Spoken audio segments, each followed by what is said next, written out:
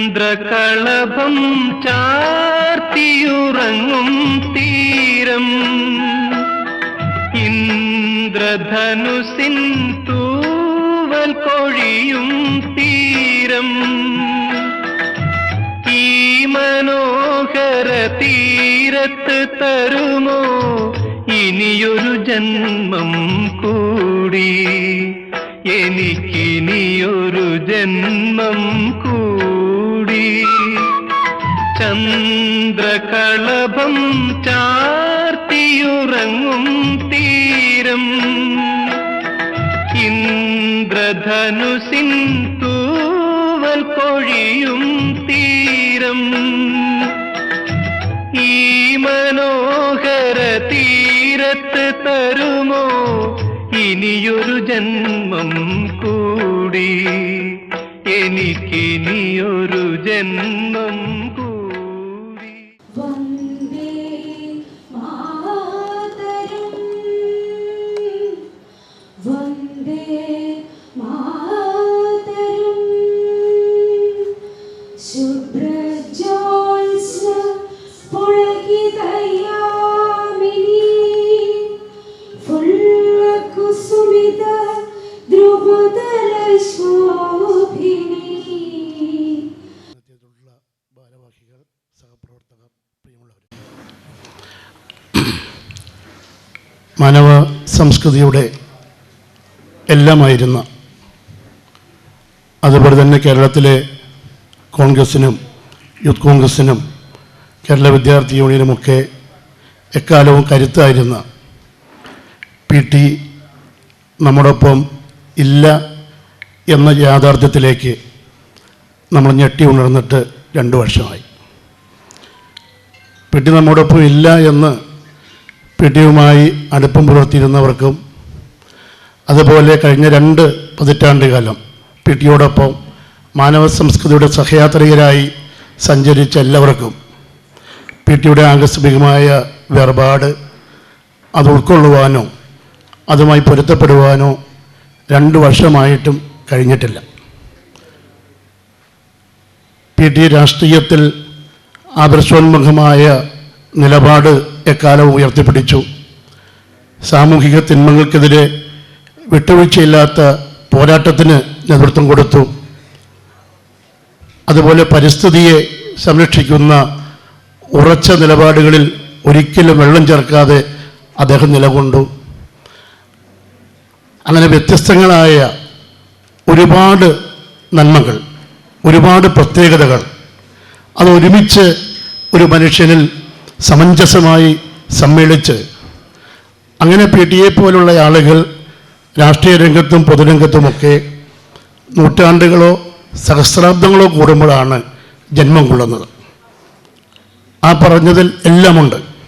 എന്നാൽ PT കേരളത്തിൻ്റെ മുഖ്യമന്ത്രിയോ കേരളത്തിലെ KPCC അധ്യക്ഷനോ അങ്ങനെ അത്തരത്തിലുള്ള ഒരു വലിയ പദവിയും അദ്ദേഹം വഹിച്ചിട്ടില്ല. പക്ഷേ അദ്ദേഹത്തിന് ജനങ്ങളുടെ മനസ്സിൽ വ്യക്തമായ ഇടമുണ്ടായിരുന്നു. അദ്ദേഹത്തിന് പൊതുരംഗത്തും രാഷ്ട്രീയ രംഗത്തും പരിസ്ഥിതിയുടെ കാര്യത്തിനും സാമൂഹിക തിന്മകളെ എതിർക്കുന്ന കാര്യത്തിനും ഒക്കെ ഉറച്ചതും കൃത്യവുമായ നിലപാടുകളുണ്ടായിരുന്നു. ആ നിലപാടുകൾ എക്കാലം ഉയർത്തിപ്പിടിക്കുന്ന കാര്യത്തിൽ അദ്ദേഹം ഒരിക്കലും വെള്ളം ചേർത്തിട്ടില്ല. അത്തരത്തിലാണ് അദ്ദേഹം മുന്നോട്ട് പോയത്. 2 പതിറ്റാണ്ട് കാലം 1999 ചരക്കുന്നിലെ ക്യാമ്പ് മുതൽ 2021 PT മരണപ്പെടുന്നതുവരെ PT ആയിരുന്നു മാനവ സംസ്കൃതിയുടെ ജീവാത്മാവും പരമാത്മാവും.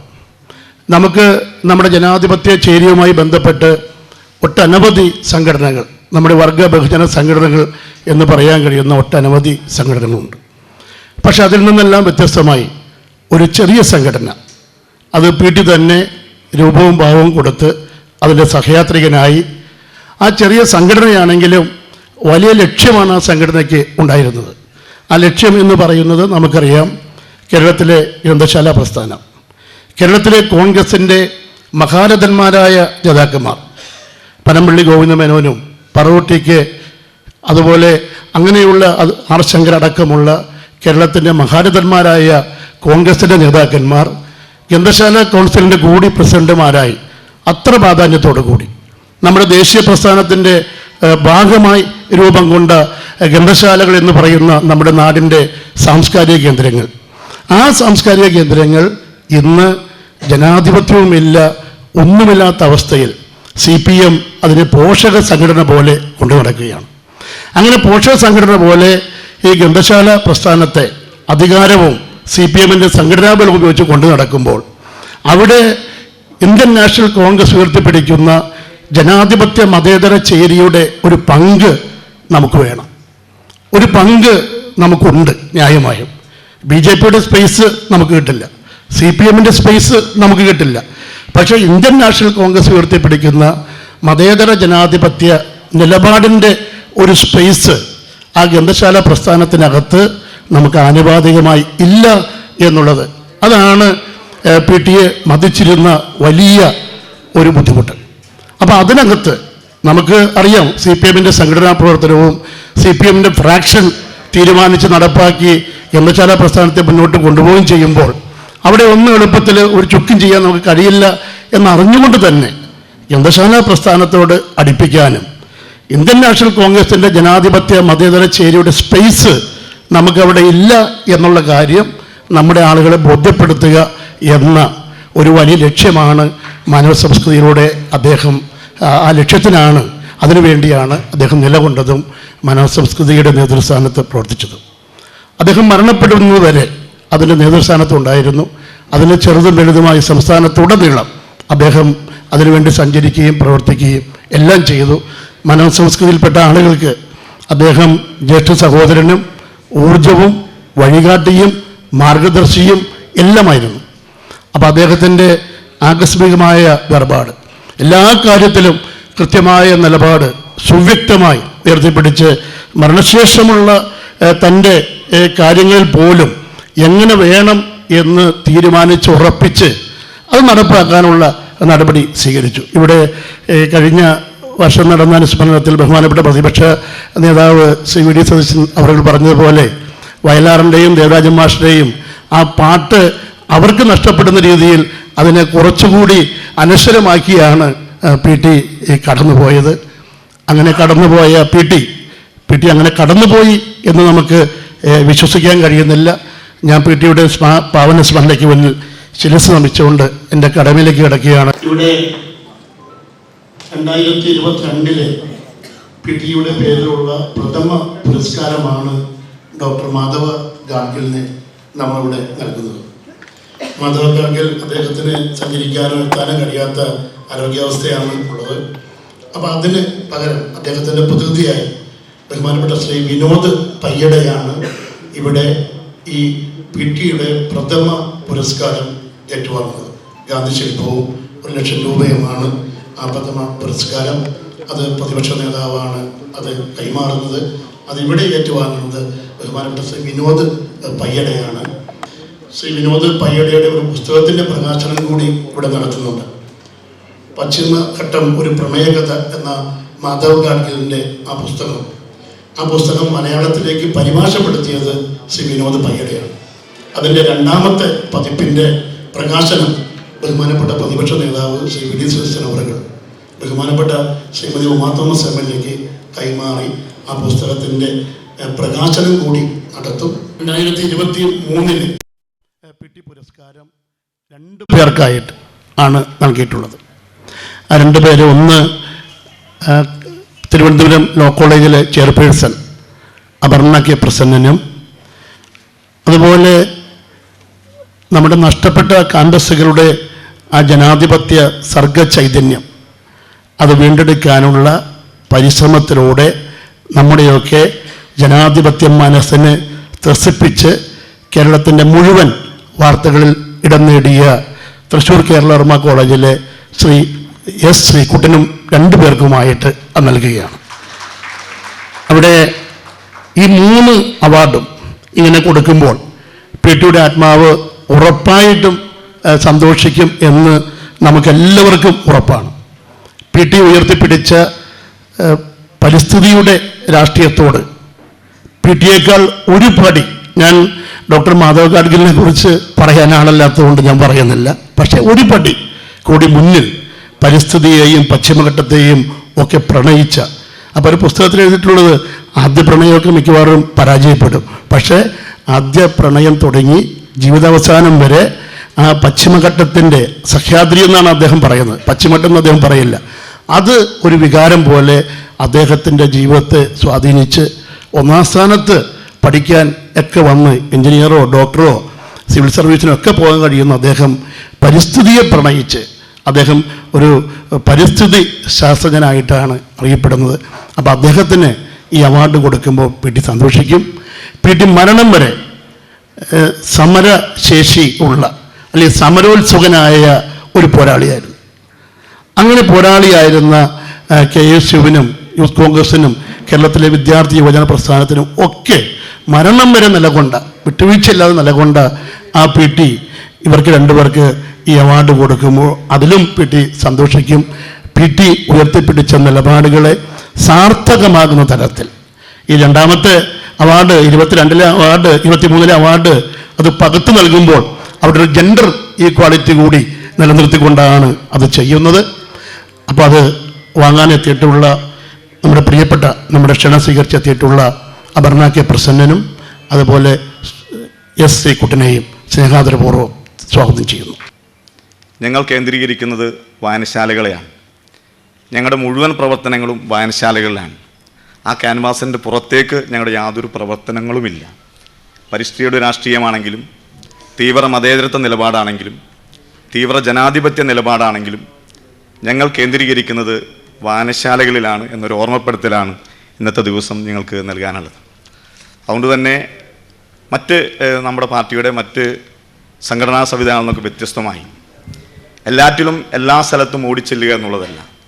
ബഹുമാനായ പി.ടി. ഉയർത്തിപ്പിടിച്ച നിലപാടെന്നുള്ളത് ലൈബ്രറി കൗൺസിലിൻ്റെ അധ്യക്ഷ സ്ഥാനത്തേക്ക് ഒരു ജനാധിപത്യ സാംസ്കാരിക പ്രവർത്തകനെ എത്തിക്കുക എന്നുള്ളതാണ്. ആ ലക്ഷ്യത്തിലേക്ക് ഞങ്ങൾ അടുക്കുകയാണ്. അതിൽ മാത്രം ശ്രദ്ധ കേന്ദ്രീകരിച്ചുകൊണ്ട് മുന്നോട്ട് പോകാനാണ് ഞങ്ങൾ തീരുമാനിച്ചിട്ടുള്ളതെന്ന് കൂടി സൂചിപ്പിച്ചുകൊണ്ട് ഇന്നത്തെ ദിവസം ഏറെ പ്രധാനപ്പെട്ട ഒരു ദിവസം തന്നെയാണ് എന്ന കാര്യത്തിൽ യാതൊരു തർക്കവുമില്ല. പി.ടിയുടെ ഓർമ്മകൾ എല്ലാവരുടെയും പങ്കുവെച്ചുകൊണ്ട് തന്നെ ആദ്യത്തെ അവാർഡ് അത് പരിസ്ഥിതിയുടെ രാഷ്ട്രീയം, പ്രത്യേകിച്ച് പി.ടി. ഉയർത്തിയ രാഷ്ട്രീയത്തിൻ്റെ ഏറ്റവും പ്രധാനപ്പെട്ട അടയാളങ്ങളിൽ ഒന്നായിരിക്കണം എന്നുള്ളത് തന്നെയാണ് ശ്രീ മാധവ് ഗാഡ്ഗിലിന് ഈ അവാർഡ് കൊടുക്കാൻ തീരുമാനിച്ചത്. അദ്ദേഹത്തിൻ്റെ ശാരീരികമായ ചില ബുദ്ധിമുട്ടുകൾ കൊണ്ട് അദ്ദേഹം എത്തിച്ചേർന്നിട്ടില്ല. പക്ഷേ അദ്ദേഹത്തിൻ്റെ പ്രതിനിധി ശ്രീ അഡ്വക്കേറ്റ് വിനോദ് പയ്യടയാണ് ഈ അവാർഡ് സ്വീകരിക്കുന്നത്. അതോടൊപ്പം തന്നെ അദ്ദേഹം പറഞ്ഞ ഒരു സജഷൻ എന്നുള്ളത് അദ്ദേഹത്തിൻ്റെ മുഴുവൻ അവാർഡിൻ്റെ തുകകളും രാജ്യത്തെ പരിസ്ഥിതി പ്രവർത്തനങ്ങളുമായി ബന്ധപ്പെട്ടുകൊണ്ടുള്ള പ്രകൃതി സൗഹൃദ നിലപാടുമായി ബന്ധപ്പെട്ടുള്ള കൃഷിരീതികൾ ചെയ്യുന്ന NGOസുമായി സഹകരിച്ച് ചെയ്യാനാണ് പറഞ്ഞിട്ടുള്ളത്. അപ്പം അതുകൊണ്ട് തന്നെ കേരളത്തിലെ ഏറ്റവും മികച്ച പരിസ്ഥിതി സൗഹൃദ NGO ഞങ്ങൾ ക്ഷണിക്കുകയാണ്. അത് ശ്രീ മാധവ് ഗാഡ്ഗിലിൻ്റെ പ്രതിനിധി വിനോദ് പയ്യയുടെ കയ്യിൽ ആ NGOൻ്റെ ഡീറ്റെയിൽസ് കൊടുത്തു കഴിഞ്ഞാൽ ഈ അവാർഡ് 1,00,000 രൂപ ആ NGOൻ്റെ ഗ്രാമത്തിൽ വന്ന് ഞങ്ങൾ കൈമാറുന്നതാണ് എന്നുകൂടി അറിയിക്കുകയാണ്. അതുപോലെ തന്നെ ഞങ്ങളെടുത്ത രണ്ടാമത്തെ അവാർഡ് എന്ന് പറയുന്നത് യുവപ്രതിഭ അവാർഡാണ്. പി.ടി. KSUവിൻ്റെ പ്രസിഡൻ്റായിരുന്നു എന്ന് നിങ്ങൾക്ക് എല്ലാവർക്കും അറിയാം. പി.ടിയുടെ അവസാന കാലഘട്ടം വരെ പി.ടി. ഏറ്റവും കൂടുതൽ സ്നേഹിച്ചിരുന്ന സംഘടന KSU ആണ് എന്നും നമുക്കെല്ലാവർക്കും അറിയാം. ഇന്നത്തെ കാലഘട്ടത്തിൽ ഏറ്റവും ശക്തമാക്കേണ്ടത് ഇന്ത്യൻ നാഷണൽ കോൺഗ്രസിനെയും ജനാധിപത്യ സംവിധാനത്തെയും ശക്തമാക്കേണ്ടത് KSUവിൻ്റെ പ്രവർത്തകരാണ് എന്നതും നമുക്കറിയാം. ഇന്നത്തെ KSUവിൻ്റെ കലാലയ രാഷ്ട്രീയത്തിൽ ഏറ്റവും കൂടുതൽ പെൺകുട്ടികളാണ് കലാലയങ്ങളിൽ പഠിക്കുന്നത് എന്ന തിരിച്ചറിവിൻ്റെ കൂടി അടിസ്ഥാനത്തിലാണ് അവാർഡുകൾ തുല്യമാക്കി കൊടുക്കണമെന്ന് തീരുമാനിച്ചതിൻ്റെ അടിസ്ഥാനത്തിലാണ് കേരളത്തിൽ 2 മിടുക്കരായ യുവജന വിദ്യാർത്ഥി നേതാക്കുന്ന രീതിയിൽ അപർണയെയും ശ്രീകുട്ടനെയും ഞങ്ങൾ തിരഞ്ഞെടുത്തത്. ഇതൊരു തുടർച്ചയാണ്, ഇത് ഒരു വർഷം കൊണ്ട് അവസാനിക്കുന്നതല്ല. എല്ലാ വർഷവും പി.ടിയുടെ പേരിലുള്ള യുവപ്രതിഭ പുരസ്കാരം കേരളത്തിലെ ക്യാമ്പസുകളിൽ KSUവിനെ നയിക്കുന്ന ഏറ്റവും മിടുക്കരായ ഒരു വിദ്യാർത്ഥിക്കും വിദ്യാർത്ഥിനിക്കും കൊടുക്കാനാണ് തീരുമാനിച്ചിട്ടുള്ളത്. അത് 1,00,000 രൂപയാണ് ആ അവാർഡ് കൊടുക്കുന്നത്. തീർച്ചയായും കേരള വിദ്യാർത്ഥി യൂണിയൻ്റെ പ്രവർത്തനങ്ങളിലേക്ക് അതൊരു മുതൽക്കൂട്ടാകും എന്ന് തന്നെയാണ് ഞങ്ങൾ കരുതുന്നത്. അവാർഡ് മാത്രമല്ല, ഒരു അംഗീകാരം. നമ്മുടെയൊക്കെ അവാർഡുകൾ കൊടുക്കുന്നത് പലപ്പോഴും നമ്മുടെയൊക്കെ മുതിർന്ന അല്ലെങ്കിൽ നമ്മളൊക്കെ ആരാധിക്കുന്ന നേതാക്കന്മാർക്കാണ്. ഞങ്ങൾ ഈ അവാർഡ് കൊടുക്കുന്നത് നാളെ കേരളത്തിൻ്റെ രാഷ്ട്രീയ മണ്ഡലത്തെ നയിക്കേണ്ട ആളുകൾക്കുള്ള പ്രോത്സാഹനമായിട്ടാണ് കാണുന്നത്. അതുതന്നെയാണ് PT ഞങ്ങളെയൊക്കെ കൈപ്പിടിച്ച് ഉയർത്തിയത് എന്ന ലക്ഷ്യബോധത്തിൻ്റെ അടിസ്ഥാനത്തിൽ കൂടിയാണ് ഈ അവാർഡ് കൊടുക്കുന്നത് കൂടി സൂചിപ്പിച്ചുകൊണ്ട് എല്ലാവർക്കും പുതുവത്സരത്തിൻ്റെ ആശംസകൾ നേർന്നുകൊണ്ട് നിർത്തുന്നു. PT-യുടെ ഓർമ്മകൾ നമ്മുടെ എല്ലാവരുടെയും മനസ്സിൽ നിറഞ്ഞു നിൽക്കുകയാണ്.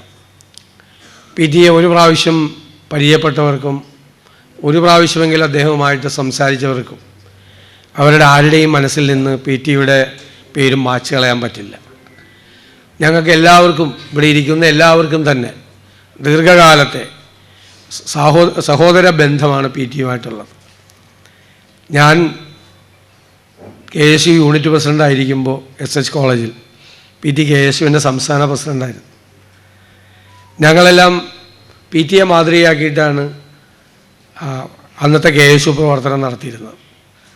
PT എല്ലാവർക്കും ഒരു റോൾ മോഡലായിരുന്നു, വിദ്യാർത്ഥി സംഘടനാ പ്രവർത്തകർക്ക് എല്ലാവർക്കും.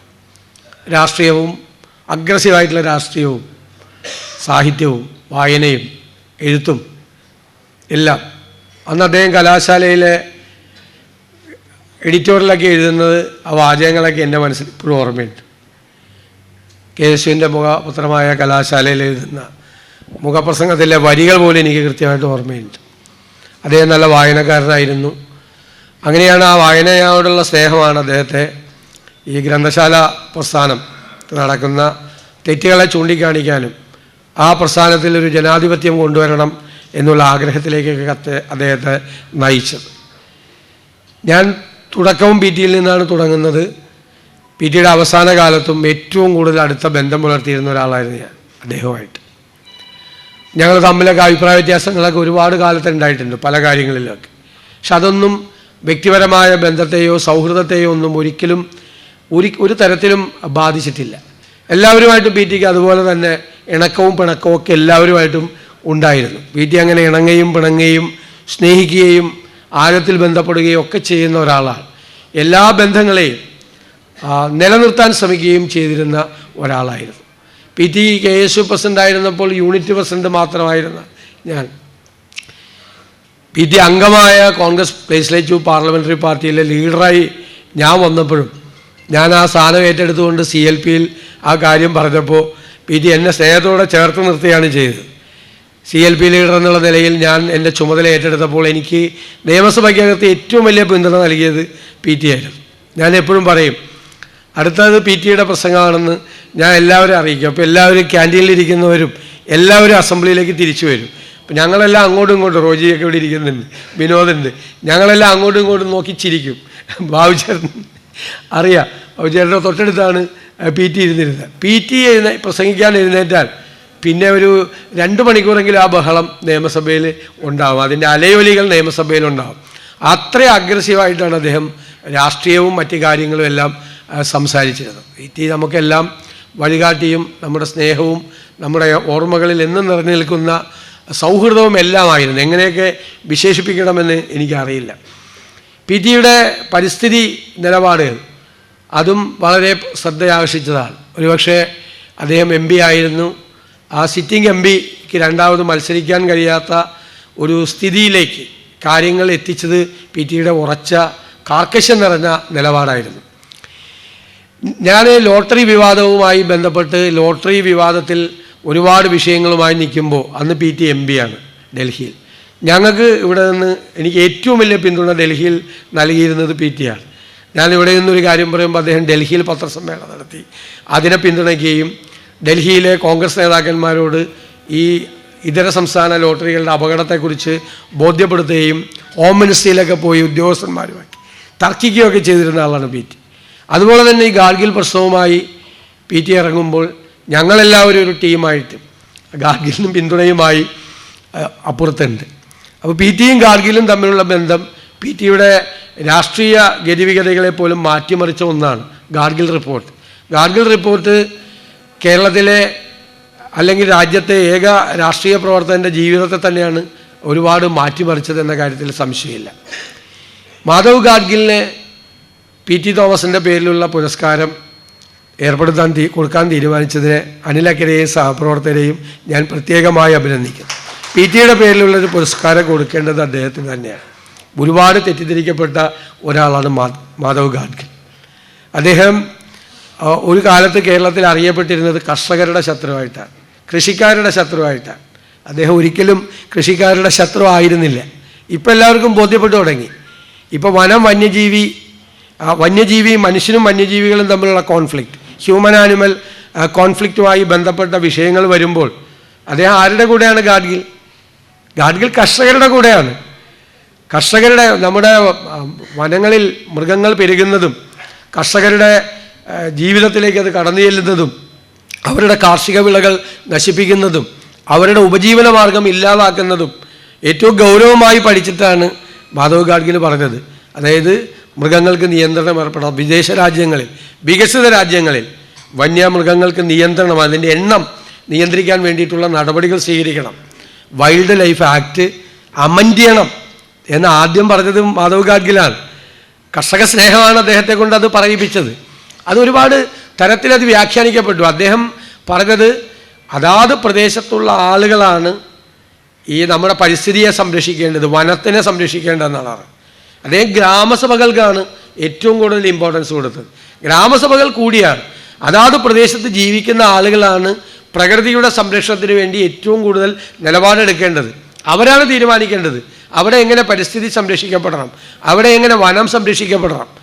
ആ പ്രദേശത്ത് ജീവിക്കുന്ന സാധാരണക്കാരായ ജനങ്ങളും കർഷകരായിട്ടുള്ള ആളുകളുമാണ് വനത്തെയും പരിസ്ഥിതിയെയും എങ്ങനെ സംരക്ഷിക്കണം എന്ന് തീരുമാനമെടുക്കേണ്ടതെന്നാണ് പറഞ്ഞത്. താഴെ തട്ടിൽ ചർച്ച ചെയ്യപ്പെടണമെന്നാണ് പറഞ്ഞത്. അത് പിന്നീട് പലതരത്തിൽ വ്യാഖ്യാനിക്കപ്പെട്ടു. എക്കോ ഫ്രണ്ട്ലി ആകണം വീടുകളെല്ലാം എന്ന് അദ്ദേഹം പറഞ്ഞതിന് എല്ലാ വീടും പച്ച പെയിൻ്റ് അടിക്കണം എന്ന് അദ്ദേഹം പറഞ്ഞു എന്നാണ്. അദ്ദേഹം ഈ മൃഗസംരക്ഷണത്തെ, അതായത് പരിസ്ഥിതിയുമായി ചേർത്ത് നിർത്തി, കൃഷി, മൃഗസംരക്ഷണം, പരിസ്ഥിതി ഇതെല്ലാം പരസ്പരം ബന്ധപ്പെട്ട ഘടകങ്ങളാണ്. അപ്പോൾ അത് ഈ മൃഗസംരക്ഷണത്തിന് ഇറങ്ങി പുറപ്പെടുന്ന കർഷകർ, അതും പ്രകൃതിയുമായി ബന്ധപ്പെട്ട കാര്യമാണെന്ന് അദ്ദേഹം പറഞ്ഞത്. അവസാനം പറഞ്ഞത് ഗാഡ്ഗിൽ റിപ്പോർട്ടിൽ 2 പശുക്കൾ കൂടെ ഉണ്ടെങ്കിൽ അവരെ ഫോറസ്റ്റുകാർ പിടിച്ചുകൊണ്ട് പോകും എന്നുവരെ തെറ്റായി വ്യാഖ്യാനിക്കപ്പെട്ടു. പക്ഷേ ആ റിപ്പോർട്ട് ക്യാൻസൽ ചെയ്തു. ആ റിപ്പോർട്ട് ക്യാൻസൽ ചെയ്തതിന് ശേഷം പിന്നീട് വന്ന കസ്തൂരി രംഗൻ റിപ്പോർട്ടാണ് യഥാർത്ഥത്തിൽ പരിസ്ഥിതിക്ക് ഏറ്റവും കൂടുതൽ ആഘാതം വരുത്തുന്ന റിപ്പോർട്ട്. ഞങ്ങളെല്ലാം ഗാഡ്ഗിൽ റിപ്പോർട്ടിനെ പിന്തുണയ്ക്കുമ്പോൾ കസ്തൂരി രംഗൻ റിപ്പോർട്ടിനെ ഞങ്ങളെല്ലാം ശക്തിയായി എതിർത്തു. കസ്തൂരി രംഗൻ റിപ്പോർട്ട്, മാധവ് ഗാഡ്ഗിൽ റിപ്പോർട്ട് റദ്ദാക്കി പിന്നീട് വന്ന കസ്തൂരി രംഗൻ റിപ്പോർട്ട് ഒരു തരത്തിലും കർഷകരെ സഹായിക്കുന്നതല്ല, പ്രകൃതിയെ സഹായിക്കുന്നതല്ല, ഏറ്റവും കൂടുതൽ ദുരന്തങ്ങൾ വരുത്തുന്നതാണ്. ഉമ്മൻചാണ്ടിയുടെ കൃത്യമായ ഇടപെടലാണ്, മുഖ്യമന്ത്രി എന്നുള്ള നിലയിൽ അദ്ദേഹത്തിൻ്റെ കൃത്യമായ ഇടപെടലാണ് അതിൻ്റെ ഒരു ദോഷത്തിൽ നിന്ന് കേരളത്തിലെ കർഷകരെയും കേരളത്തിലെ വനത്തെയും കേരളത്തിലെ പരിസ്ഥിതിയെയും രക്ഷിച്ചത്. അദ്ദേഹം അന്നൊരു കമ്മീഷൻ ഉണ്ടാക്കി അതിൻ്റെ നേതൃത്വത്തിൽ നടത്തിയ പഠനമാണ് കേരളത്തെ അതിൻ്റെ ഒരു ദുരന്തങ്ങളിൽ നിന്ന് രക്ഷിച്ചത്. യഥാർത്ഥത്തിൽ ഈ കസ്തൂരി രംഗൻ്റെ ദുരന്തങ്ങളിൽ സംരക്ഷിച്ചത്. അപ്പോൾ ഡോക്ടർ മാധവ് ഗാഡ്ഗിൽ എന്ന് പറയുന്ന വ്യക്തി തീർച്ചയായും പരിസ്ഥിതി സംരക്ഷിക്കപ്പെടണം. ഇപ്പോൾ പറഞ്ഞതുപോലെ വിനോദ് എഴുതിയ പുസ്തകത്തിൻ്റെ കാര്യം പറഞ്ഞു. പശ്ചിമഘട്ടവുമായി പ്രണയത്തിലായ ഒരാളാണ് അദ്ദേഹം. പശ്ചിമഘട്ടം എന്ന് പറയുന്നത് കേരളത്തിൻ്റെ പ്രൊട്ടക്ഷനാണ്. പശ്ചിമഘട്ടം എന്ന് പറയുന്ന പശ്ചിമഘട്ട മലനിരകൾ അതിൻ്റെ ഏറ്റവും വലിയ ഏറ്റവും പരിസ്ഥിതിയെ ഏറ്റവും കൂടുതൽ സംരക്ഷിക്കുന്നത് അവിടുത്തെ ജീവജാലങ്ങൾ, അവിടുത്തെ ഫ്ലോറ ആൻഡ് ഫോണ, ഇതെല്ലാം വളരെ പ്രധാനപ്പെട്ടതാണ്. ഏറ്റവും അമൂല്യമായ സസ്യജാലങ്ങളുള്ള ഒരു പ്രദേശമാണ്, ഏറ്റവും വലിയ പൈതൃകമുള്ള ഒരു പ്രദേശമാണ്. അത് സംരക്ഷിക്കപ്പെടണം, അത് നിലനിർത്തപ്പെടണം. അതോടൊപ്പം അതിനുമായി ബന്ധപ്പെട്ട് ജീവിക്കുന്ന കർഷകരുടെ ജീവിതത്തിലേക്ക് പ്രശ്നങ്ങൾ ഉണ്ടാകരുത്. ഈ കുടിയേറ്റക്കാരും കയ്യേറ്റക്കാരും രണ്ടായി കൈകാര്യം ചെയ്യണം.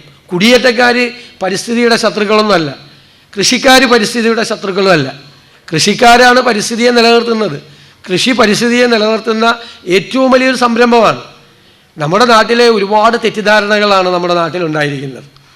ആ EFL ആക്ട് വന്നതാണ് കർഷകരെയും പരിസ്ഥിതിയെയും തമ്മിൽ ശത്രുക്കളാക്കി മാറ്റിയത്. പരിസ്ഥിതിയുടെ ശത്രുക്കളാണ് കർഷകരെന്നുള്ള ധാരണ ഉണ്ടാക്കിയത് ഈ EFL ആക്റ്റാണ്.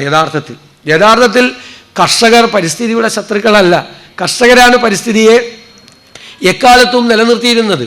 വനവുമായി ബന്ധപ്പെട്ട് ചേർന്ന് കിടക്കുന്ന കൃഷിയിടങ്ങളാണ് ഏറ്റവും പ്രധാനപ്പെട്ടത്. അവരുടെ ഗവൺമെൻറ്റുകളാണ് അവരെ പ്രൊമോട്ട് ചെയ്ത് അവിടെ പോയി കുടിയേറി പാർക്കാൻ, ഭക്ഷ്യക്ഷാമം ഉണ്ടായപ്പോൾ അവിടെ പോയി കൃഷി ചെയ്യാൻ കൃഷിക്കാരെ പറഞ്ഞയച്ചതാണ്. ഇപ്പോൾ കയ്യേറ്റക്കാർ കയറി വന്നു കഴിഞ്ഞപ്പോൾ കയ്യേറ്റക്കാർക്ക് രക്ഷപ്പെടാൻ വേണ്ടിയിട്ട് കുടിയേറ്റക്കാരെ മുമ്പിൽ നിർത്തുകയാണ്. അതാണ് നടക്കുന്ന തട്ടിപ്പെന്ന് പറയുന്നത്. അതിൻ്റെ ഇരകളാകാൻ ഒരിക്കലും കുടിയേറ്റക്കാരായ കർഷകരെ നമ്മൾ അനുവദിച്ചുകൂടാ. അവരെ മാറ്റി നിർത്തണം, അവരെ ചേർത്ത് നിർത്തണം. കയ്യേറ്റക്കാർ വേറെ, അവർക്ക് കിട്ടേണ്ടത് വേറെയാണ്.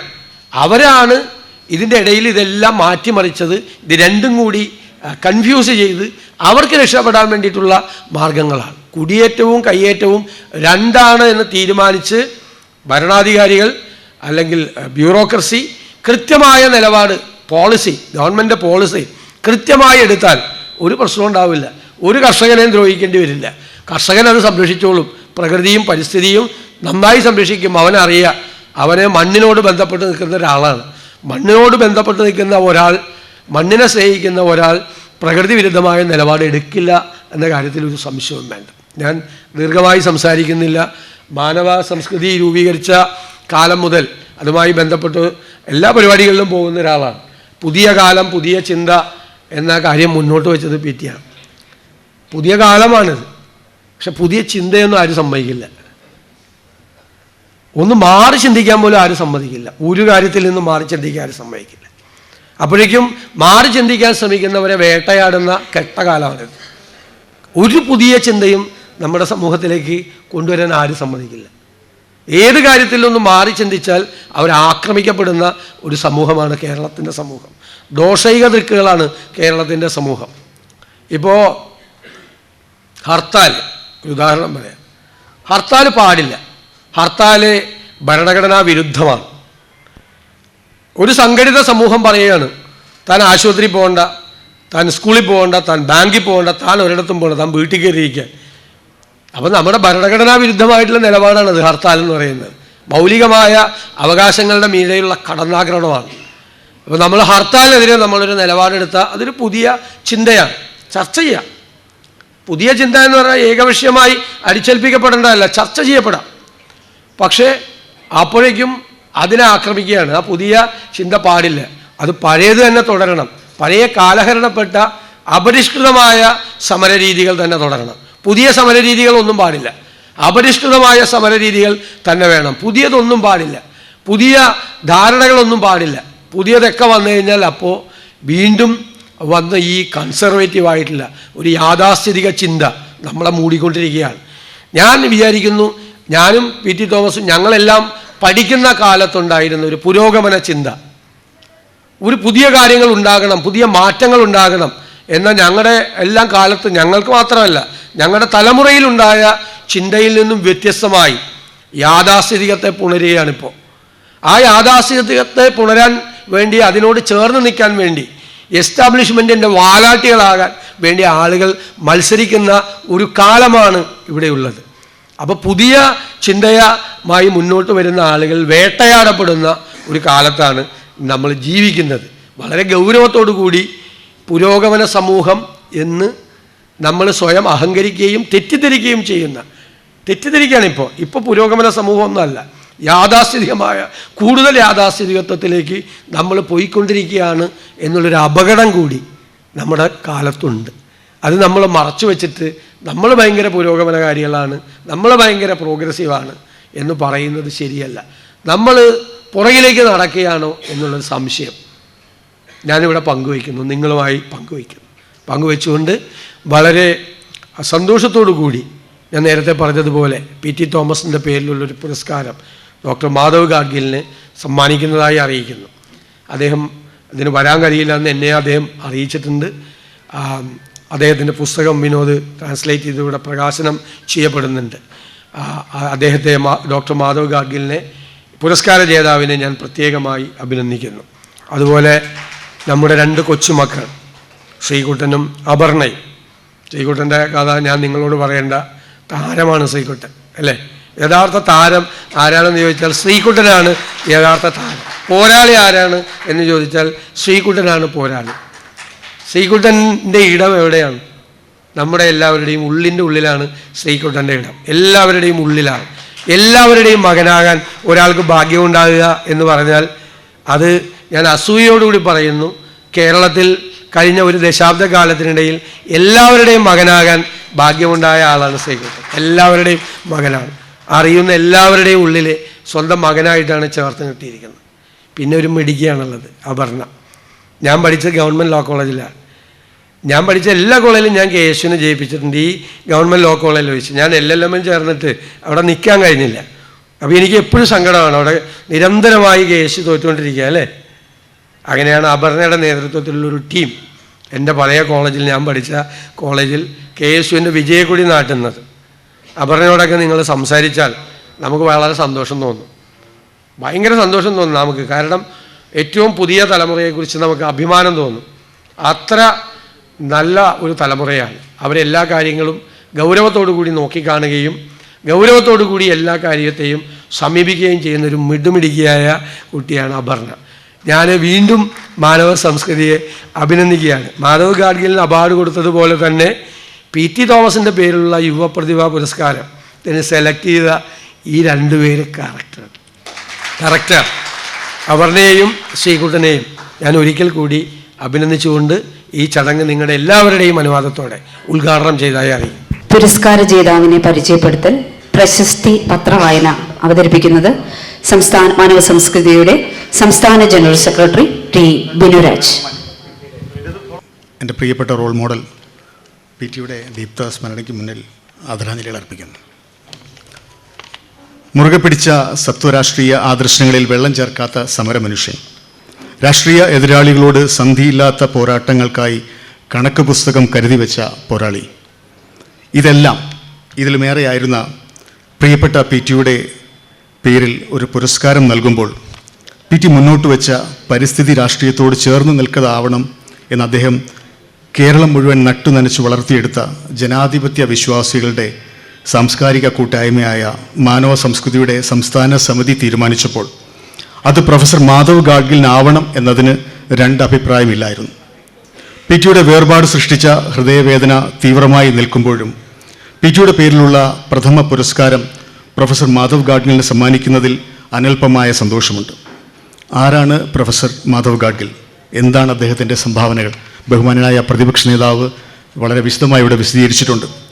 പരിസ്ഥിതി ശാസ്ത്രത്തെ അക്കാദമിക പരിസരങ്ങളിൽ നിന്ന് വിമോചിപ്പിച്ച് ഗ്രാമീണ ജനസമൂഹങ്ങളുടെ വിഭവ അധികാരവുമായി ബന്ധപ്പെടുത്തി പരിസ്ഥിതി സംരക്ഷണത്തിന് പുതിയ വ്യാഖ്യാനം നൽകിയ ദീർഘദർശി, ഇന്ത്യയിലെ ജൈവവൈവിധ്യ നിയമത്തിൻ്റെ പ്രണേതാവ്, ലോകത്താദ്യമായി ജനങ്ങളുടെ ജൈവ വൈവിധ്യ രജിസ്റ്റർ എന്ന ആശയം അവതരിപ്പിച്ച വ്യക്തിത്വം, വിഖ്യാതമായ പശ്ചിമഘട്ട വിദഗ്ധ സമിതിയുടെ ചെയർമാൻ, സമഗ്രമായ ഫീൽഡ് പഠനങ്ങളിലൂടെ തയ്യാറാക്കപ്പെട്ട ഗാഡ്ഗിൽ കമ്മിറ്റി റിപ്പോർട്ട് ഇന്ത്യയിലുടനീളം ഏറെ ചർച്ച ചെയ്യപ്പെട്ടതാണെന്ന് നിങ്ങൾക്ക് എല്ലാവർക്കും അറിയാം.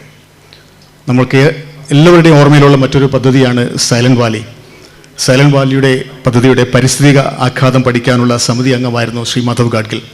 സമിതിക്ക് വേണ്ടി റിപ്പോർട്ട് തയ്യാറാക്കിയതും അദ്ദേഹം തന്നെയായിരുന്നു.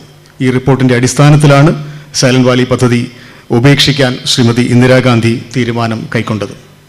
പരിസ്ഥിതിയുടെ പ്രണതവായ ബഹുമുഖ പ്രതിഭ പ്രൊഫസർ മാധവ് ഗാഡ്ഗിലിന് പ്രഥമ PT തോമസ് പുരസ്കാരം സമ്മാനിക്കുന്നതിൽ മാനവ സംസ്കൃതി സംസ്ഥാന കമ്മിറ്റിക്ക് അതിയായ സന്തോഷമുണ്ട്. Thank you.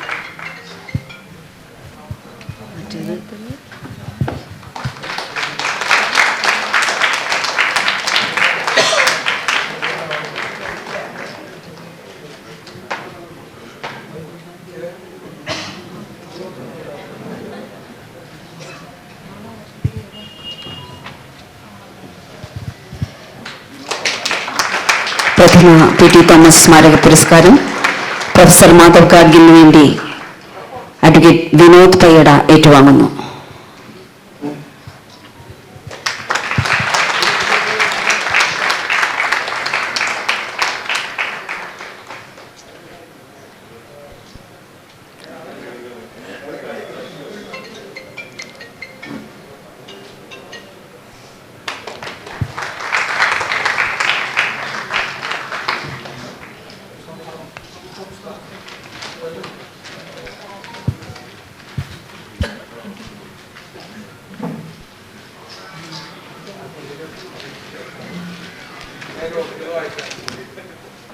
പുസ്തക പ്രകാശനം.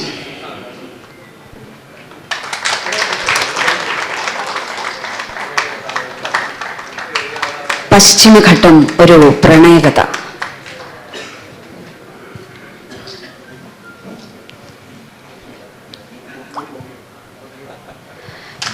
ബഹുമാനിയായ PT-യുടെ പ്രിയ പത്നി ഉമാ തോമസ് MLA.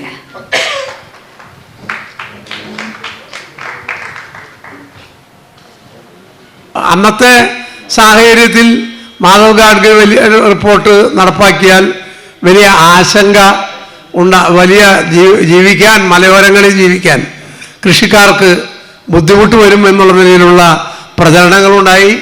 അതിൻ്റെ അടിസ്ഥാനത്തിൽ ചില ഉന്നതരായ ആളുകൾ PT തോമസിൻ്റെ ജീവിച്ചിരിക്കുമ്പോൾ തന്നെ ശവമഞ്ച ഘോഷയാത്ര നടത്തി. അപൂർവമായ ആളുകൾക്ക് മാത്രമേ ജീവിച്ചിരിക്കുമ്പോൾ തൻ്റെ ശവമഞ്ച ഘോഷയാത്ര കാണാൻ അവസരം ഉണ്ടായിട്ടുള്ളൂ. അത് PT തോമസിനുണ്ടായി. അതാണ് സത്യം. ഞാൻ കൂടുതൽ സംസാരിക്കുന്നില്ല. നിങ്ങൾക്ക് എല്ലാവർക്കും പുതുവത്സര ആശംസകൾ നേരുന്നു. ഈ പുതുവത്സരം നമ്മുടെ രാജ്യത്തെയും സംസ്ഥാനത്തിൻ്റെയും ബഹുസ്വരതയും ജനാധിപത്യവും ഉയർത്തിപ്പിടിക്കാൻ സാധിക്കുന്ന പ്രവർത്തനങ്ങളിൽ നമുക്ക് സജീവമായി ആകാവുന്ന സംഭാവനകൾ ചെയ്തുകൊണ്ട് പ്രവർത്തിക്കാം എന്ന് മാത്രം ചൂണ്ടിക്കാണിക്കുന്നു. നമസ്കാരം. ജയ് ഹിന്ദ്.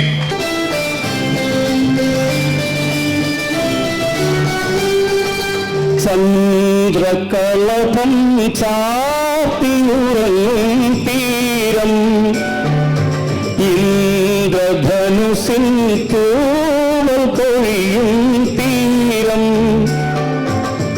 ഈ മനോഹര തീരത്തു തരുമോ ഇനിയൊരു ജന്മം കൂടി എനിക്കിനിയൊരു ജന്മം കൂടി.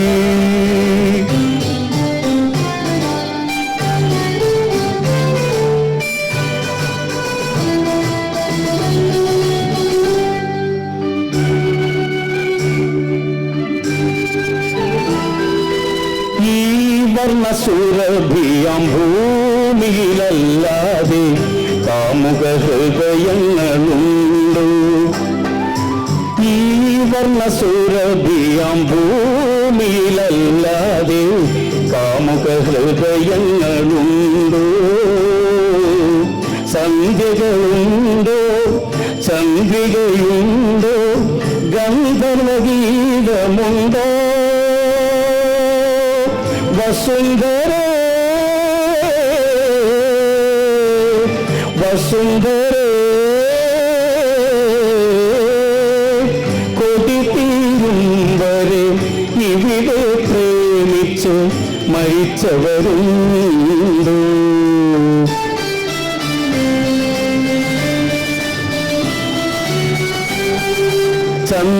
ചന്ദ്രകളഭം ചാത്തിയുറങ്ങും തീരം ഇന്ദ്രധനുസിൻ തൂവൽ കൊഴിയും തീരം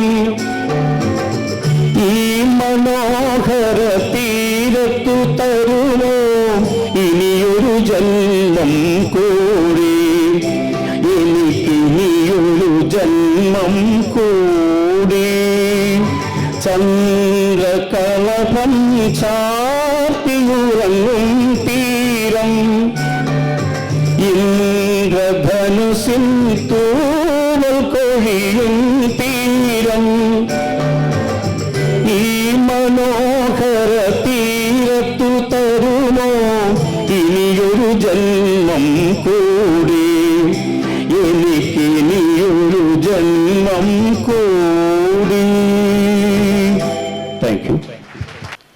ഞാൻ KSUവിൻ്റെ എറണാകുളം ജില്ലയുടെ കിഴക്കേ അറ്റത്തുള്ള ഒരു കോളേജിൽ, ഗവൺമെൻറ് കോളേജിൽ യൂണിറ്റ് പ്രസിഡൻ്റ് ആയപ്പോൾ മുതൽ PT-യുമായിട്ട് തുടങ്ങിയ ഒരു സൗഹൃദം. പിന്നീട് ഓരോ തലങ്ങളിലും KSUവിൻ്റെ താലൂക്ക് പ്രസിഡൻറ്റും പിന്നീട് ജില്ലാ ഭാരവാഹിയും. ഞാൻ സർവകലാശാല യൂണിയൻ തെരഞ്ഞെടുപ്പിൽ മത്സരിക്കുമ്പോൾ PT രാഷ്ട്രീയത്തിൽ സ്ഥാനങ്ങളൊന്നുമില്ലാതെ ഇരിക്കുന്നൊരു ഘട്ടത്തിൽ 88 കാലഘട്ടത്തിൽ അദ്ദേഹം ആ സർവകലാശാല യൂണിയൻ തെരഞ്ഞെടുപ്പിന് വേണ്ടി ചെറുവാണ്ടൂരിൽ കോട്ടയത്ത് വന്നത് ഞാൻ ഓർക്കുകയാണ്. അന്ന് PT-ക്ക് ചെറുതായിട്ട് പരിക്കേറ്റു. അപ്പോൾ നിങ്ങളെപ്പോലെ തന്നെ, അല്ലെങ്കിൽ നിങ്ങളെക്കാൾ കൂടുതൽ വ്യക്തിപരമായി എൻ്റെ രാഷ്ട്രീയ പ്രവർത്തന കാലഘട്ടത്തിൽ ഏറ്റവും എൻ്റെ സംരക്ഷകനായി, എൻ്റെ ഒരു വഴികാട്ടിയായി നിന്ന നേതാവായിരുന്നു ശ്രീ PT തോമസ് എന്ന് ഞാൻ ഓർക്കുകയാണ്. PT നടന്നുപോയ വഴിയിലൂടെ നടക്കാൻ ശ്രമിച്ച 1000 പേരുണ്ട്. ഞാൻ ഓർക്കുന്നു VV പ്രകാശും സതീശൻ പാച്ചേനിയും അടക്കം. അതെല്ലാം ആ സൗഹൃദങ്ങൾ ഞാനുമായി ഒക്കെ തുടങ്ങുന്നത് യൂത്ത് കോൺഗ്രസ് ഹൗസിൽ PT-യുടെ മുറിയുമായി ചുറ്റിപ്പറ്റിയ. പിന്നെ PT വിവാഹം കഴിഞ്ഞ് പാലാരിവട്ടത്തേക്ക് മാറുന്ന ഒരു കാലഘട്ടത്തിൽ തുടർന്ന് ആ യൂത്ത് കോൺഗ്രസ് ഹൗസിൽ കുറേ കാലം ഞങ്ങളൊക്കെ അവിടെ താമസക്കാരായി, ഞാനും അവിടെ താമസക്കാരായി 1-2 വർഷക്കാലം ഉണ്ടായിരുന്നു. ഞാൻ ഓർമ്മിക്കാൻ ആഗ്രഹിക്കുന്നത് PT ഉയർത്തിപ്പിടിച്ച ഒരു മൂല്യബോധ രാഷ്ട്രീയം. കാര്യങ്ങൾ പറയേണ്ടടുത്ത് പറയുക തന്നെ ചെയ്യും, അതിൽ സ്ഥാനങ്ങൾ നഷ്ടപ്പെട്ടാലും ഇല്ല എന്ന ആ ഒരു തീവ്രമായ ഒരു നിലപാടുകളുടെ രാഷ്ട്രീയം കേരളത്തിൽ കൊണ്ടുവരാൻ കേരളത്തിൽ കോൺഗ്രസ്സിൽ ഏറ്റവും ശ്രദ്ധിച്ചിട്ടുള്ള ആളാണ് ശ്രീ PT തോമസിനെ ഞാൻ ഓർക്കുകയാണ്. ഞാൻ ദീർഘമായി പറയുന്നില്ല. ഞാൻ വ്യക്തിപരമായി എനിക്ക് ഒട്ടേറെ കാര്യങ്ങൾ പറയാൻ. ഞാനിപ്പോൾ ഭീഷണ MD എന്ന് പറഞ്ഞാൽ എന്നെ വിളിച്ചത്. ഞാനത് അങ്ങനെ ഒരു സ്ഥാനത്തേക്ക് എത്തിയതും PT തോമസിൻ്റെ മാത്രം ഒരു തീരുമാനം മാത്രമാണ്. ഞാൻ പ്രിയപ്പെട്ട ഉമ്മ തോമസ് ഇവിടെ ഇരിക്കുന്നുണ്ട്. PT ആശുപത്രിയിലായിരുന്നു. അദ്ദേഹത്തെ കാണാൻ വേണ്ടി ഞാൻ പോയിട്ട് തിരിച്ച് വന്ന് 2 ദിവസം കഴിഞ്ഞപ്പോൾ PT-യുടെ കോളുണ്ട്. PT പറഞ്ഞു ഒരു ഒപ്പിടണം, ഒരു കാര്യമുണ്ടെന്ന് പറഞ്ഞു. അപ്പോൾ ഒപ്പിടാൻ വേണ്ടി ചെന്നപ്പോഴാണ് ഇത് വീക്ഷണത്തിൻ്റെ ഡയറക്ടർ ബോർഡ് സ്ഥാനത്തേക്കാണെന്ന് എനിക്ക് മനസ്സിലായത്. അപ്പോൾ സത്യത്തിൽ എനിക്ക് പക്ഷേ PT പറയുമ്പോൾ ചെയ്യാതിരിക്കാൻ കഴിയില്ല. അപ്പോൾ അത് കഴിഞ്ഞിട്ട് PT പറഞ്ഞു, നല്ല സ്ഥാനത്തിരിക്കുന്നത് പോലെയല്ല, പ്രശ്നങ്ങളുള്ള സ്ഥാനത്ത് വന്ന് നമ്മൾ നമ്മുടെ ഒരു ശേഷി തെളിയിക്കുമ്പോഴാണ് നമ്മുടെ ഒരു നേതാവാണ് എന്നൊക്കെ PT-യുടെ സ്വഭാവം ഉണ്ടല്ലോ. PT നമ്മളെ ഒന്ന് പ്രൊജക്റ്റ് ചെയ്തൊക്കെ പറയും. അപ്പോൾ ഞാൻ പറയാം, പക്ഷേ ആ ഒരു സ്ഥാനത്തേക്ക് എന്നെ കൊണ്ടുവന്നു. പിന്നീട് അദ്ദേഹം അവിടുന്ന് മാറാൻ തീരുമാനിച്ചപ്പോൾ എന്നോട് പറഞ്ഞു, ജെയ്സൺ തുടരണം. ഞാൻ ഇപ്പോൾ മാറുകയാണെങ്കിൽ ജെയ്സൺ ഇവിടെ തുടരണമെന്ന് പറഞ്ഞു. ഞാൻ വീണ്ടും തുടർന്നു. എന്തായാലും ഭീഷണം അങ്ങനെ മുന്നോട്ട് പോകുന്നു. ഞാൻ പറഞ്ഞു വന്നത്, ഞാൻ വ്യക്തിപരമായി എന്നെക്കുറിച്ച് പറഞ്ഞതല്ല. അപ്പോൾ കേരളത്തിലെ 100 കണക്കിന് ആളുകളെ KSUവിൻ്റെ യൂണിറ്റ് തലത്തിൽ, താലൂക്ക് തലത്തിൽ, ജില്ലാ തലത്തിൽ നിയമസഭാ അംഗങ്ങളായി, MLA-മാരായി, MP-മാരായി ഒക്കെ കൊണ്ടുവരാൻ വളരെ കൃത്യമായി ഒരാളെ കണ്ടാൽ അയാളെ എവിടെയാണ് പ്ലേസ് ചെയ്യേണ്ടത് എന്നറിയുന്ന നേതാവായിരുന്നു PT. അവിടെ PT-യെ നമ്മൾ മണിയടിക്കുന്നുണ്ടോ, PT-യുടെ സൗഹൃദം പറയും, അതൊന്നും PT ശ്രദ്ധിക്കാറില്ല. PT ഒരാൾ മിടുക്കനാണെന്ന് തോന്നിയാൽ, അല്ലെങ്കിൽ മിടുക്കിയാണെന്ന് തോന്നിയാൽ അത്തരം ആളുകളെ പ്രോത്സാഹിപ്പിക്കുകയും കൊണ്ടുവരികയും ചെയ്യുന്ന നിലപാടായിരുന്നു ശ്രീ PT എടുത്തിരുന്നത്. ഞാൻ ഓർക്കുകയാണ്, ഇവിടെ നേരത്തെ സൂചിപ്പിച്ചതുപോലെ ഒരു MP സ്ഥാനം കയ്യിലുണ്ടായിട്ടൊന്ന് നിശബ്ദനായിരുന്നാൽ വീണ്ടും പാർലമെൻറ്റിലേക്ക് ഒരു 10-75,000 വോട്ടിൻ്റെ ഭൂരിപക്ഷത്തോടെ ജയിക്കുമെന്ന് എതിരാളികൾ പോലും പറയുന്ന ഒരു പാർലമെൻറ്റ് സീറ്റ് വേണ്ട എന്ന് വെക്കാനുള്ള ആർജവം കേരളത്തിലെ ഒരു കോൺഗ്രസ് നേതാവും കാണിക്കില്ല എന്ന കാര്യത്തിൽ ഒരു സംശയവുമില്ല. അത് കാണിക്കാനുള്ള കരുത്ത് PT-യാണ്. PT-യുടെ വഴികാട്ടിയായ PT-യുടെ ഓർമ്മകൾ, PT-യുടെ മൂല്യബോധ രാഷ്ട്രീയത്തിന് വേണ്ടിയുള്ള നിലപാടുകൾ തീർച്ചയായും കേരളത്തിലെ കോൺഗ്രസിൽ കൂടുതൽ ശക്തമായി മടങ്ങി വരേണ്ട ഒരു കാലഘട്ടത്തിലാണ് നാം നിൽക്കുന്നതെന്ന് മാത്രം വിനീതമായി സൂചിപ്പിച്ചുകൊണ്ട് PT-യുടെ ഓർമ്മകൾക്ക് മുമ്പ് ഒരിക്കൽ കൂടി ആദരാഞ്ജലികൾ അർപ്പിക്കുന്നു. നമസ്കാരം. കേരള വിദ്യാർത്ഥി യൂണിയൻ്റെ നീല പതാക കൈകളിൽ ഏന്തിക്കൊണ്ട് ലഭിക്കുന്ന ആദ്യത്തെ ഒരു അംഗീകാരമാണിത്. സത്യത്തിൽ ഏറെ സന്തോഷവും അഭിമാനവും തോന്നുന്നു. കരുത്തുറ്റ, ശക്തമായ, നേരോടെ, നിർഭയം, നിരന്തരമുള്ള നിലപാടുകൾക്ക് 2 അക്ഷരം നമുക്ക് കൂട്ടി വിളിക്കാമെങ്കിൽ അത് PT എന്നാണ്. തീർച്ചയായിട്ടും ഒരു രാഷ്ട്രീയ വിദ്യാർത്ഥി എന്ന നിലയിൽ PT-യുടെ എല്ലാ പ്രവർത്തനങ്ങളും ഓർമ്മ വച്ച കാലം മുതൽക്ക് തന്നെ നിരീക്ഷിച്ചു വരുന്ന ഒരാളാണ്. പ്രതിപക്ഷ നേതാവ് ഉദ്ഘാടന പ്രസംഗത്തിൽ സൂചിപ്പിച്ചതുപോലെ നിയമസഭയിലുള്ള PT-യുടെ പ്രസംഗം സഭയിൽ ഏതെങ്കിലും ഇപ്പോൾ ഒരു ദിവസം PT-യുടെ പ്രസംഗം ഉണ്ടെന്ന് അറിഞ്ഞു കഴിഞ്ഞാൽ കോളേജിൽ ഞങ്ങളൊക്കെ ഇന്ന് സഭയിൽ എന്തെങ്കിലുമൊക്കെ നടക്കും എന്നൊരു പ്രതീക്ഷയോട് കൂടിയിട്ടാണ് PT-യുടെ എല്ലാ പ്രസംഗങ്ങളും. അദ്ദേഹം ഒരു അടിയന്തര പ്രമേയത്തിന് നോട്ടീസ് നൽകിയിട്ടുണ്ടെങ്കിലും, അദ്ദേഹത്തിൻ്റെ ഒരു സബ്മിഷൻ ഉണ്ടെങ്കിലും, ഏതെങ്കിലും ഒരു വിഷയത്തിൽ അദ്ദേഹത്തിൻ്റെ ഒരു പ്രസംഗമുണ്ട് എന്നറിഞ്ഞാൽ വലിയ ആവേശത്തോടു കൂടിയാണ് ഞങ്ങൾ ഓരോ രാഷ്ട്രീയ വിദ്യാർത്ഥികളും PT-യുടെ പ്രവർത്തനങ്ങളൊക്കെ തന്നെ നോക്കിക്കണ്ടിട്ടുണ്ടായിരുന്നത്. തീർച്ചയായിട്ടും PT-യുടെ വിടവ് കേരള രാഷ്ട്രീയത്തിൽ നികത്താനാവാത്തതാണ് എന്നുള്ളതിൽ ഒരു സംശയവുമില്ല. അദ്ദേഹത്തിൻ്റെ 60കളിലൊക്കെ തന്നെ അദ്ദേഹം സഭയിൽ നടത്തുന്ന ഓരോ പ്രസംഗവും അദ്ദേഹം ആ പ്രായത്തിലും ഒരു KSUക്കാരൻ്റെ ആവേശം അദ്ദേഹത്തിൻ്റെ പ്രസംഗങ്ങളിലും അദ്ദേഹത്തിൻ്റെ പ്രവർത്തനങ്ങളിലും ഉണ്ടായിരുന്നു എന്നുള്ളത് വളരെ ആവേശത്തോടുകൂടി നോക്കിക്കണ്ട കാര്യമാണ്. PTയുടെ പേരിലുള്ള ഈ ഒരു പുരസ്കാരം ഏറ്റുവാങ്ങുന്ന ഈ ഒരു സമയത്ത് തീർച്ചയായിട്ടും അങ്ങേയറ്റം അഭിമാനവും സന്തോഷവുമുണ്ട്. KSUവിന് ലഭിക്കുന്ന അംഗീകാരമാണ്, കേരള വിദ്യാർത്ഥി യൂണിയന് ലഭിക്കുന്ന അംഗീകാരമാണ്. കേരളത്തിൻ്റെ തെരുവുകളിൽ സർക്കാരിൻ്റെ വിദ്യാർത്ഥി വിരുദ്ധ ജനാധിപത്യ വിരുദ്ധ നയങ്ങൾക്കെതിരായി കേരളത്തിലെ തെരുവുകളിലും കേരളത്തിൻ്റെ ക്യാമ്പസുകളിലും നിരന്തരം പോരാടിക്കൊണ്ടിരിക്കുന്ന, നിരന്തരം ശബ്ദമുയർത്തിക്കൊണ്ടിരിക്കുന്ന KSUവിലെ എൻ്റെ എല്ലാ സഹപ്രവർത്തകർക്കും ഈ പുരസ്കാരം ഞാൻ സമർപ്പിക്കുകയാണ്. അങ്ങേയറ്റം സന്തോഷത്തോടു കൂടിയും അഭിമാനത്തോടു കൂടിയുമാണ് ഇത് പറയുന്നത്. ഒരു KSUക്കാരനായതിൽ, ഒരു ഇന്ദ്രനീല പതാകവാഹകനായാൽ അങ്ങേയറ്റം അഭിമാനവും സന്തോഷവും തോന്നുന്ന, പ്രതീക്ഷയും തോന്നുന്ന ഒരു നിമിഷമാണ്. ഈ ഒരു നിമിഷത്തെ വർണ്ണിക്കാൻ മറ്റു വാക്കുകളൊന്നും തന്നെയില്ല. PTയുടെ സ്മരണകൾക്ക് മുമ്പിൽ ശിരസ് നമിക്കുന്നു. തീർച്ചയായിട്ടും PTയുടെ വിടവ് എന്ന് പറയുന്നത് കേരള രാഷ്ട്രീയത്തിൽ നികത്താനാവാത്തതാണെന്നതിൽ സംശയമൊന്നും തന്നെയില്ല. തീർച്ചയായിട്ടും ഒരിക്കൽ കൂടി ഈ അവാർഡ് ഞങ്ങൾക്ക് തരാൻ തീരുമാനിച്ച ഈ മാനവ സംസ്കൃതി ട്രസ്റ്റുമായി ബന്ധപ്പെട്ട എല്ലാ ഭാരവാഹികളോടുമുള്ള നന്ദിയും കൃതജ്ഞതയും അറിയിക്കുന്നു. എല്ലാ കേരളത്തിലെ ക്യാമ്പസുകളിലാണെങ്കിലും തെരുവുകളിലാണെങ്കിലും വിദ്യാർത്ഥി വിരുദ്ധ ജനാധിപത്യ വിരുദ്ധ നയങ്ങൾക്കെതിരായി നിരന്തരം കേരളത്തിൻ്റെ ക്യാമ്പസുകളിലും തെരുവുകളിലും പോരാടിക്കൊണ്ടിരിക്കുന്ന KSUവിലെ എൻ്റെ എല്ലാ സഹപ്രവർത്തകർക്കുമായി ഒരു പുരസ്കാരം സമർപ്പിച്ചുകൊണ്ട് എൻ്റെ വാക്കുകൾ അവസാനിപ്പിക്കുകയാണ്. ഇപ്പം ഇവിടെ വരുമ്പോഴൊക്കെ തന്നെ നമ്മുടെ കാതുകളിൽ മുഴങ്ങുന്നതായിട്ടുള്ളൊരു പാട്ടുണ്ട്. ഇവിടെ കുറച്ച് നേരത്തെ വളരെ ഭംഗിയായിട്ട് ആലപിക്കപ്പെട്ടൊരു പാട്ടുണ്ട്. അതിൽ തന്നെ കുറച്ച് വരികൾ ആലപിച്ചുകൊണ്ട് PTയുടെ ഈ സ്മരണ നിറഞ്ഞു നിൽക്കുന്ന ഈ ഒരു വേദിയെ ധന്യമാക്കാൻ കഴിയുമെന്ന് പ്രതീക്ഷിക്കുന്ന ആ പാട്ട് കൂടി കുറച്ചൊന്ന് ആലപിച്ചുകൊണ്ട് ഞാൻ അവസാനിപ്പിക്കാം. ഈ നിത്യഹരിതയാം ഭൂമിയിലല്ലാതെ മാനസ സരസുകളുണ്ടോ? ഈ നിത്യഹരിതയാം ഭൂമിയിലല്ലാതെ മാനസ സരസുകളുണ്ടോ? സന്ധ്യകളുണ്ടോ? സ്വപ്നങ്ങളുണ്ടോ? സ്വർണ്ണമരാളമുണ്ടോ? വസുന്ധരേ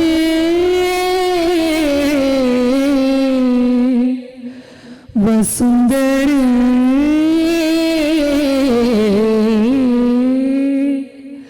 മതിയാകും വരെ ഇവിടെ ജീവിച്ചു മരിച്ചവരുണ്ടോ?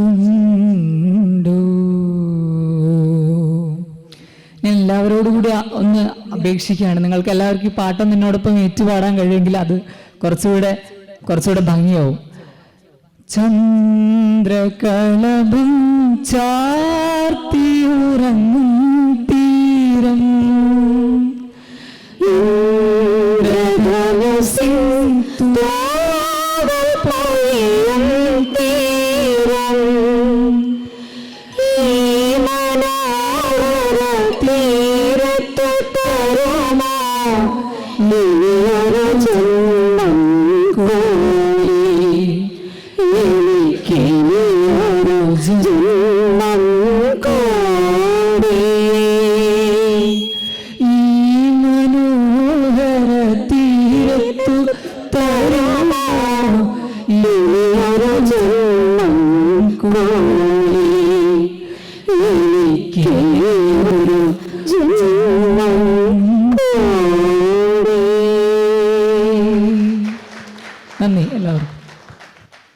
എങ്കിലും ഒരിക്കൽ കൂടി ഇവിടെ വരാൻ എന്നും ആഗ്രഹിക്കുന്ന PT കൂടി ഈ ചടങ്ങിന് ഉണ്ടായിരുന്നെങ്കിൽ എന്ന് വെറുതെ ആലോചിച്ചു പോവാണ്. PT ഉള്ളപ്പോഴും ഇങ്ങനെ ഒരു അവാർഡൊക്കെ കൊടുത്തിരുന്നെങ്കിൽ പി ടിക്ക് ഭയങ്കര സന്തോഷം. അത് പി ടിയുടെ പേരിലാവണ്ട, മാനവ സംസ്കൃതിയുടെ പേരിലൊരു അവാർഡെന്ന് പറഞ്ഞു കഴിഞ്ഞാൽ പി ടി വളരെ സന്തുഷ്ടനായിരിക്കും. പി ടി എങ്ങനെ മാനവ സംസ്കൃതിയിലേക്ക് ചെന്നെത്തി എന്നുള്ളത് ഞാൻ ആലോചിക്കുമ്പോൾ പലപ്പോഴും എനിക്ക് തോന്നാറുണ്ട്, പി ടിയുടെ ജീവിത സാഹചര്യം തന്നെയാണ് പി ടിക്ക് വായനശാലയുമായിട്ടുള്ള ബന്ധം ഉണ്ടാക്കിയത് എന്ന്. പലർക്കും അറിയില്ലായിരിക്കും. പി ടിയുടെ വിദ്യാഭ്യാസ കാലത്ത് പി ടിയുടെ വീട്ടിലൊക്കെ ചെറുപ്പത്തിൽ സാമ്പത്തികമായിട്ട് വളരെയധികം പരാധീനതകൾ അനുഭവിച്ചുകൊണ്ടിരിക്കുമ്പോൾ പാലായിൽ നിന്ന് ആ കുടുംബം ഇടുക്കിയിലേക്ക് ചേക്കേറുകയുണ്ടായി. ചേക്കേറി കഴിഞ്ഞപ്പോൾ അവിടുത്തെ ഒരു വന പോലെയുള്ള പ്രദേശമാണ് വളച്ച് എടുത്ത് ഒരു വീട് തുടങ്ങുക എന്നുള്ള രീതിയിലാണ് പലരും അങ്ങോട്ടേക്ക് പോകുമ്പോൾ അങ്ങനെ കാട് വെട്ടിപ്പിടിച്ച് താമസം തുടങ്ങിയതാണ്. അന്ന് അവിടെ അടുത്തൊന്നും സ്കൂളുകൾ ഉണ്ടായിരുന്നില്ല. അപ്പോൾ പി ടിയെ പഠിപ്പിക്കാൻ നിവൃത്തിയില്ലാത്തതുകൊണ്ട് വീട്ടിലുള്ളവർ പി ടിയെ പാലായിലുള്ള വീട്ടിൽ റിലേറ്റീവ്സിൻ്റെ അടുത്ത് തന്നെ ആക്കിയിട്ട് പോയപ്പോൾ അമ്മയെ കാണാതിരിക്കാൻ സാധിക്കില്ല, പഠിച്ചില്ലെങ്കിലും വേണ്ടില്ല എന്ന് പറഞ്ഞിട്ട് പി ടി അയൽവക്കത്തെ ഒരു ചേട്ടൻ അവിടെ വന്നപ്പോൾ ആ ചേട്ടൻ്റെ കൂടെ അമ്മയുടെ അടുത്ത് പോകുക ചെയ്തത്. സത്യത്തിൽ അവിടെ ചെന്നിട്ട് പഠിക്കാനായില്ല. 3 വർഷത്തോളം സ്കൂള് അടുത്തില്ലാത്തത് കൊണ്ട് പഠിക്കാനായില്ല. എന്നാൽ അവിടെ ഭാഗ്യത്തിനൊരു ചെറിയ വായനശാലയുണ്ടായിരുന്നു. ആ വായനശാലയിലെ പുസ്തകങ്ങളെല്ലാം എടുത്ത് വായിക്കുന്ന ഒരു പ്രകൃതം പി ടിക്കുണ്ടായി എന്നുള്ളതാണ് ഞാൻ ജീവിതത്തിലെ പി ടിയുടെ ഒരു വഴിത്തിരിവിൻ്റെ ഭാഗമായിട്ട് ഞാൻ എപ്പോഴും അസസ് ചെയ്യുമ്പോൾ എനിക്ക് തോന്നിയിട്ടുള്ളത്. ആ വായനശാല തന്നെയാണ് പിന്നീട് പി ടിക്ക് പഠിക്കണം എന്നുള്ള മോഹം ഉണ്ടാക്കുകയും 20 കിലോമീറ്ററോളം നടന്ന് അങ്ങോട്ട് 16, അതായത് ഷോർട്ട് കട്ടിൽ കൂടി പോയ 16 കിലോമീറ്റർ അതേപോലെ തന്നെ ഇങ്ങോട്ടും അത്രയും തന്നെ നടന്നിട്ട് പി ടി വിദ്യാഭ്യാസം നടത്താനായിട്ട് തയ്യാറാണെന്ന് വീട്ടിൽ അറിയിക്കുകയും 1-2 കൂട്ടുകാർ ഞങ്ങളും വരാമെന്ന് പറയുകയും അങ്ങനെ നടന്നാണ് പി ടി സ്കൂൾ വിദ്യാഭ്യാസം പൂർത്തിയാക്കിയത് എന്നുള്ളതാണ് പി ടിയുടെ. ആ വായനശാലയിലെ വായനയാണ് പി ടിക്ക് ഇനിയും പഠിക്കണം എന്നുള്ള ഒരു മോഹമുണ്ടാക്കിയത്, ഒരു മാറ്റം, ഒരു മനുഷ്യനുണ്ടാക്കുന്ന മാറ്റമുണ്ടായത് പി ടിക്ക് വായനശാലയിലൂടെയാണ് എന്നുള്ളതാണ്. പി ടിക്ക് ഇത്തരമൊരു സാംസ്കാരികമായ ഒരു സംഘടന ഉണ്ടാവണമെന്നുള്ള ആഗ്രഹം തന്നെ ഉണ്ടായതെന്ന് ഞാൻ എപ്പോഴും വിശ്വസിക്കുന്നുണ്ട്. അതിനുശേഷം പി ടി തിരുവനന്തപുരത്തും പിന്നെ കോഴിക്കോടും എറണാകുളത്തും ഒക്കെ പഠിക്കുകയൊക്കെ ചെയ്തെങ്കിലും പി ടിയുടെ മനസ്സിൻ്റെ ഉള്ളിൽ ഈ വായന വളരെയധികം താല്പര്യത്തോടെ കൊണ്ട് നടന്നതായിരുന്നു. അന്ന് പി ടിക്ക് തോന്നിയ ഒരു കാര്യമാണ്, നമ്മളുടെ പ്രത്യേകിച്ച് കോൺഗ്രസ് പ്രവർത്തകർക്കിടയിൽ വായന, പി ടി ഒരു ഉറച്ച കോൺഗ്രസ്സുകാരനാണ്, പക്ഷേ വായനയുള്ള കോൺഗ്രസ്സുകാർ കുറഞ്ഞു വരുന്നു എന്നുള്ളത് കണ്ടിട്ട് പി ടി ഒരു ശ്രമം നടത്തിയിട്ടാണ് കേരളത്തിലുടനീളം ഒരു സാംസ്കാരിക സംഘടന. അത് ഞാൻ ഓർക്കുന്നത് ഇന്നും അനിൽ അത് കൃത്യമായി സൂക്ഷിക്കുന്നു. പി ടിക്കും ഇതുപോലുള്ളൊരു സ്റ്റേജാണ് ഇഷ്ടം. സ്റ്റേജ് നിറയെ ആൾക്കാരായിട്ട് ഒരു സ്റ്റേജ് പി ടിക്ക് ഇഷ്ടമല്ലായിരുന്നു. അതുപോലെ തന്നെ ഈ ഒരു എംബ്ലം ഇത് മാത്രമായിരുന്നു സ്റ്റേജിലുണ്ടായിരുന്നത്. പലപ്പോഴും എന്ത് പരിപാടി എന്ന് എഴുതുകയും ഈ ഒരു എംബ്ലവും ഇത് മാത്രമാണ്. ഇത് വരച്ചതുപോലും ഞാൻ ഇപ്പോഴും ഓർക്കുന്നു. പി ടിയുടെ സുഹൃത്ത് റഹിൻ്റെ മകനാണ് ഈ എംബ്ലം വരച്ചു കൊടുത്തത്. അന്ന് ആ എംബ്ലം വരച്ചു കിട്ടിയപ്പോൾ പി ടി അതിനെക്കുറിച്ച് തിരിച്ചും മറിച്ചും എന്തെല്ലാം ചർച്ചകൾ നടത്തി എന്നുള്ളതൊക്കെ ഒരു ഓർമ്മയായിട്ട് എനിക്കിപ്പോഴും വരികയാണ്. നികത്താനാവാത്ത വിടവ് വീട്ടിൽ ഉണ്ടാക്കിക്കൊണ്ട് നിങ്ങളുടെയൊക്കെ നെഞ്ചിലുണ്ടാക്കിക്കൊണ്ടാണ് പി ടി കടന്നുപോയിരിക്കുന്നത്. പക്ഷേ അദ്ദേഹത്തിൻ്റെ ഓർമ്മകളിലെങ്കിലും നമുക്ക് അദ്ദേഹത്തിനായി ജീവിക്കാം, നമ്മളുടെ പ്രവർത്തനങ്ങളെങ്കിലും അദ്ദേഹത്തിന് ഇഷ്ടമുള്ള രീതിയിലാക്കാം എന്ന് മാത്രം പറഞ്ഞുകൊണ്ട് എനിക്കിവിടെ ഒരു അവസരം തന്നതിന് പ്രത്യേകിച്ച് അനിലിന് നന്ദി പറഞ്ഞുകൊണ്ട്, അതുപോലെ ഇത്തരം നല്ലൊരു സംരംഭം അത് പ്രത്യേകിച്ച് KSUവിൻ്റെ എൻ്റെ പ്രിയപ്പെട്ട അനുജനെയും അനുജത്തിയെയും ഒക്കെ അംഗീകരിച്ചതിൽ വളരെയധികം സന്തോഷം അറിയിച്ചുകൊണ്ട് നിർത്തുന്നു. ശ്രവിച്ചവർക്ക് ഏവർക്കും നന്ദി, നമസ്കാരം. അതിവൈകാരികമായ ഒരു സദസ്സിനെ അഭിമുഖീകരിച്ചുകൊണ്ടാണ് ഞാൻ നിൽക്കുന്നത്. അതുപോലെ തന്നെ വികാരങ്ങളുടെ ഒരു തള്ളിച്ച നമുക്കെല്ലാവർക്കും ഇപ്പോൾ അനുഭവിക്കുന്നുണ്ട് എന്നുള്ളത് എനിക്കറിയാം. ഈ പുരസ്കാരം ലഭിച്ചതായിട്ട് അനിലേട്ടൻ എന്നെ വിളിച്ചു പറയുമ്പോൾ ഒരുപാട് സന്തോഷം, പറഞ്ഞറിയിക്കാനാവാത്ത സന്തോഷം തോന്നി. അത് സ്വാഭാവികമായ കാര്യമാണ്. എന്നിരുന്നാലും അതിലുപരി PT എന്ന രണ്ടക്ഷരം നേരത്തെ ശ്രീകുട്ടനും സ്വാഗത പ്രാസംഗികൻ മുതൽ ഇവിടെ സംസാരിച്ച എല്ലാവരും പറഞ്ഞു വെച്ചതുപോലെ വെള്ളം ചേർക്കാത്ത നിലപാടിൻ്റെ പ്രതിരൂപമായ അധ്യക്ഷൻ സംസാരിച്ചപ്പോൾ പറഞ്ഞു, തീവ്രമായ ജനാധിപത്യത്തിൻ്റെ, തീവ്രമായ മതേതരത്വത്തിൻ്റെ നിലപാട് പറഞ്ഞു വെച്ച, പാരിസ്ഥിതിക രാഷ്ട്രീയത്തിൻ്റെ നിലപാട് പറഞ്ഞു വെച്ച, പകരക്കാരില്ലാത്ത PT പേരിലുള്ള പുരസ്കാരം ലഭിക്കുമ്പോൾ അതിൽ സന്തോഷം എന്നുള്ളതിനുപരി ഒരു വലിയ ഉത്തരവാദിത്തമാണ് വന്നു ചേർന്നിരിക്കുന്നത് എന്നുള്ള ഒരു തിരിച്ചറിവിലാണ് ഞാനിന്ന് ഈ വേദിയിൽ നിൽക്കുന്നത്.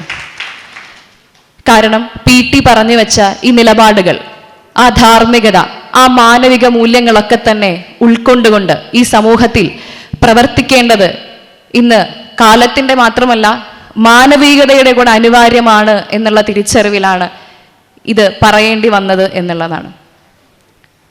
എൻ്റെ കൂടെ പുരസ്കാരം ലഭിച്ച ശ്രീകുട്ടൻ, നമുക്കറിയാം നേരത്തെ സൂചിപ്പിച്ചതുപോലെ യാതൊരു ഇൻട്രൊഡക്ഷനും ആവശ്യമില്ലാത്ത വലിയ ഒരു ജനാധിപത്യ വിരുദ്ധത മാത്രം നടക്കുന്ന ഒരു ക്യാമ്പസിൽ ഒറ്റയ്ക്ക് നിന്ന് പൊരുതിക്കൊണ്ട് ഏറെ അഭിനന്ദനങ്ങൾ കൈവരിച്ചിട്ടുള്ള ശ്രീകുട്ടന് അഭിനന്ദനങ്ങൾ പറയുന്നു. ഒപ്പം വിനോദ് ചേട്ടനെ എനിക്ക് മുമ്പ് അറിയാം, നമ്മളൊരു വേദിയിൽ ഒരുമിച്ച് പങ്കെടുത്തിട്ടുണ്ട്.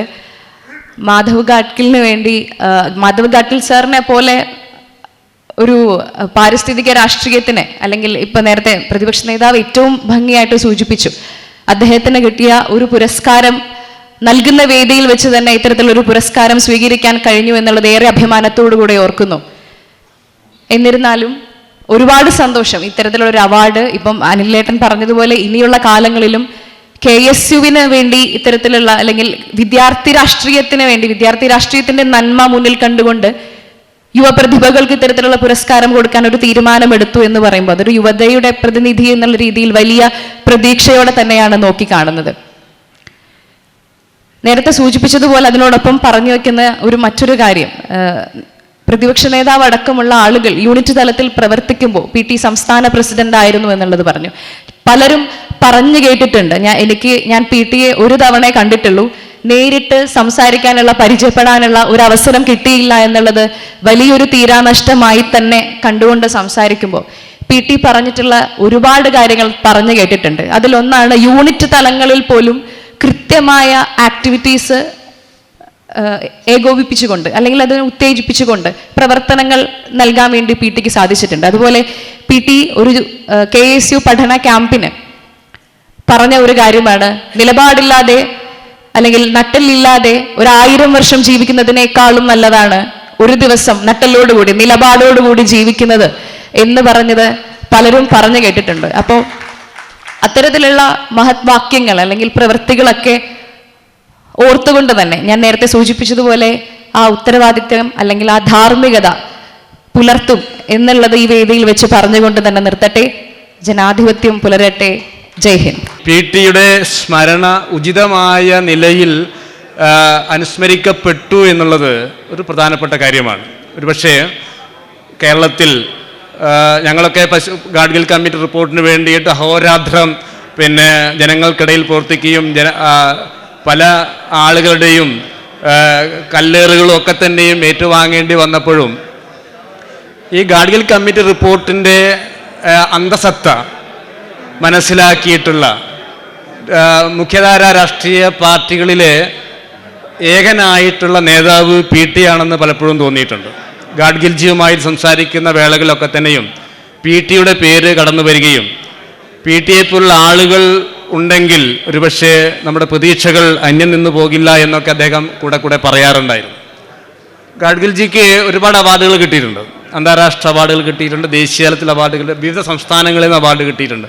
പത്മവിഭൂഷൺ പോലെയുള്ള ഏറ്റവും പരമോന്നതമായിട്ടുള്ള അവാർഡ് അദ്ദേഹത്തിന് കിട്ടിയിട്ടുണ്ട്. പക്ഷേ ഈ അവാർഡിനെ കുറിച്ച് അറിഞ്ഞപ്പോൾ അദ്ദേഹം ഉടനെ എന്നെ വിളിച്ചു.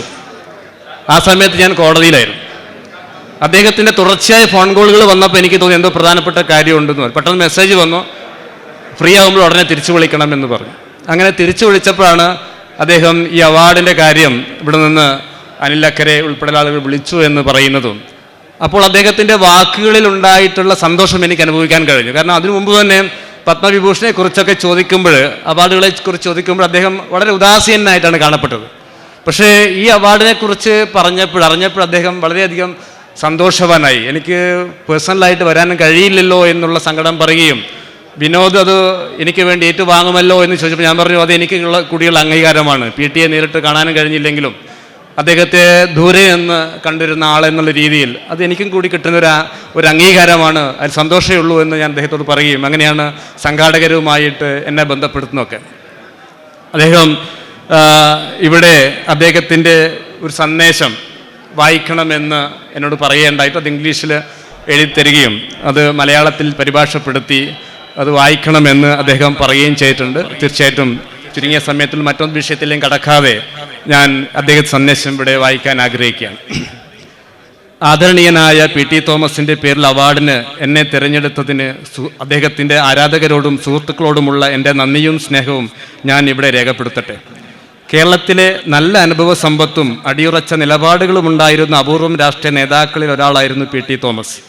ജനങ്ങൾക്കൊപ്പം നിന്ന, ജനാധിപത്യത്തോട് അങ്ങേയറ്റം കൂറു പുലർത്തിയ സത്യസന്ധനായ രാഷ്ട്രീയ നേതാവായിരുന്നു അദ്ദേഹം.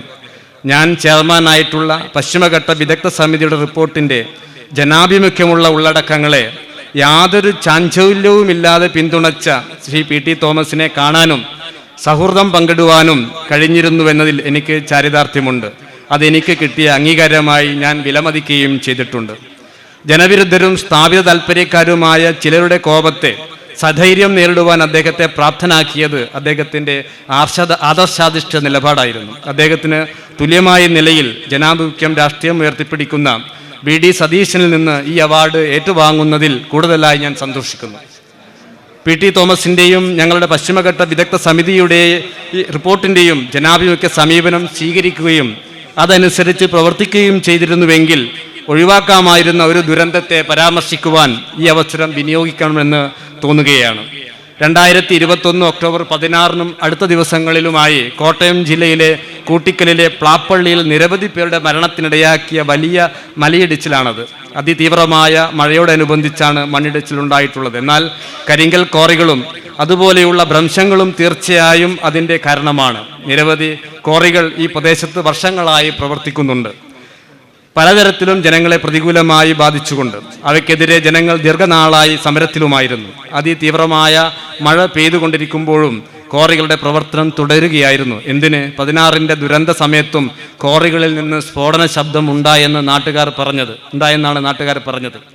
ഔദ്യോഗിക രേഖകളിൽ 3 ക്വാറികളെ കാണുന്നുള്ളൂവെങ്കിലും ഉപഗ്രഹ ചിത്രങ്ങൾ പ്രകാരം 16 ക്വാറികൾ അവിടെ പ്രവർത്തിക്കുന്നതായി കാണാം.